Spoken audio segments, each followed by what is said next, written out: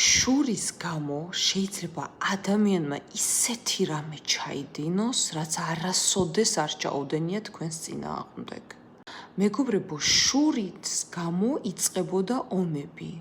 შურის გამო დები, ძმები კლავდნენ ოდითგანვე ერთმანეთს.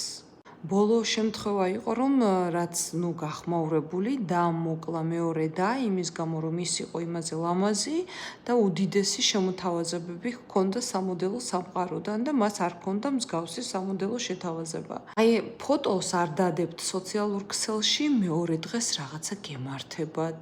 ვინმე გეტყვით რა ლამაზი რაღაც გაცვიათ, წითელი რაღაცა გადაგესხმებათ, დაგილაქავდებათ. მანქანას იყიდით, კი ბატონო, ახლა აკურთხებინეთ და გასაგებია, მაგრამ მარტო ეს არ შველის მეგობრებო.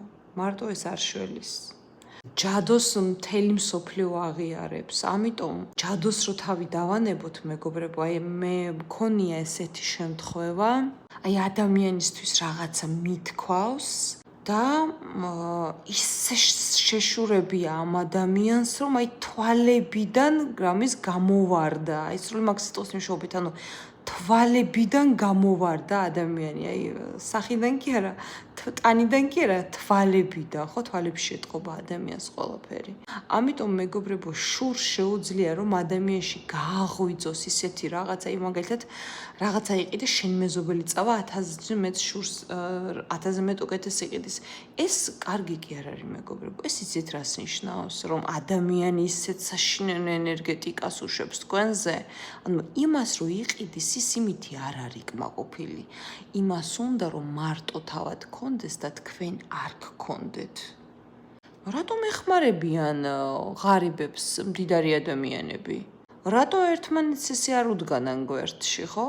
იმიტომ რომ იმას არ აქვს და ამით გულს იხარებენ.